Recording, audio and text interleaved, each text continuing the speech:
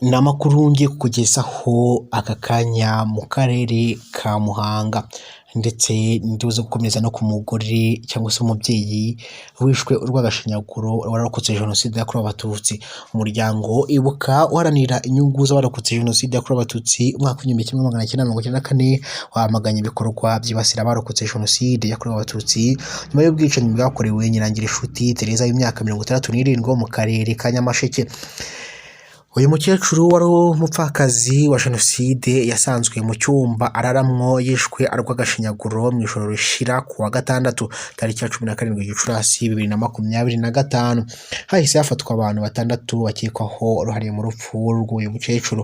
Umuryango Wibuka watangaje ko uyu mukecuru utuye mu mudugudu wa Ngoboka akagari ka Shangi umurenge wa Shangi akarere ka Nyamasheke yishwe n'abataramenyekana, ariko wamagana ibyo bikorwa bya kinyamaswa byibasira abarokotse ndetse anasaba ko iperereza ryimbitse ryakorwa.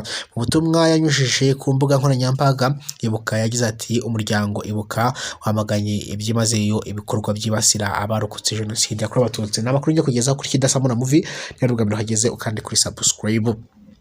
Umuryango Ibuka kandi wasabye buri wese ukirangwa n'ubugome no gucukubiri ntabwo kandi ndetse kandi n'uwinangiye ko yahanwa by'intangarugero. Ibuka ikomeza igira ati nyakwigendera Imana muhe iruhuko ridashira. Abaturanyi b'uyu mukecuru nabo bashenguwe n'uburyo yishwemwo nabi kandi yari umunyamahoro wabanagana buri wese. Umuyobozi wungirije w'akarere ka Nyamasheke ushinzwe imibereho myiza y'abaturage Mukankusi Atanazi yavuze ko iperereza rikomeje ngo hamenyekane uwakoze ubwo bugizi bwa nabi. Mu karere ka Muhanga niho nkomeje kandi ubwo umusore w'imyaka 19 y'amavuko abaturage bamusanze mu kiziriko yashizemo umwuka.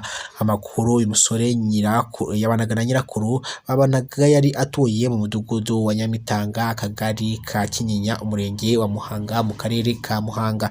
Bamwe mu bo babanaga bavuga ko ubusanzwe nta kibazo uyu musore yarafitanye na nyirakuru. Umwe muri abo yagize ati nta kibazo yarafitanye, gusa ejo bundi nibwo yabwiye abantu ko ashaka kujya kwa se wabo uba i Rwamagana. Bavuga ko batunguwe kandi bakajya mu rujijo rwo gusanga icyumba yararagamo gifungiye inyuma ndetse n'imbere.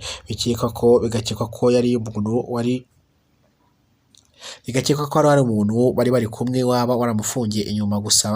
Gusa bivuga ko bagerageje gushakisha amakuru y'uwaba wafungishiye inyuma cyangwa se wagamije wamufashije kumukingirana. Urwego rw'igihugu rw'ubugenzacyaha rwatangiye iperereza ku rupfu rw'aho bamenyeye aya makuru. Imihango yo gushyingura uyu musore wabaye kuwa gatandatu 17 z'ukwezi kwa gatanu 2025 kugira ngo uyu musore ashyingurwe. Umugore w'imyaka 45 asanzwe ukora akazi k'uburaya yasanzwe yapfuye. Umugore w'imyaka 45 witwa Kimarizariye Festina wakoraga uburaya yasanzwe yapfuye. Umurambo uri ku muhanda mu kagari ka Benge mu murenge wa Muhoza. Bagenzi be bavuga ko yasambagijwe ku ngufu n'abagabo benshi kugeza ashizemo umwuka. Ibyo kandi bishimangirwa n'uko basanzwe hafatanywe imbaraga z'umurengera kuko ijosi rye ryashwaratuye. Umunyamabanga nshingwabikorwa w'akagari ka Benge yahamirije iby'urupfu rweho yongeraho ko bategerejwe ko ubugenzacyaha kugira ngo iperereza ritangire.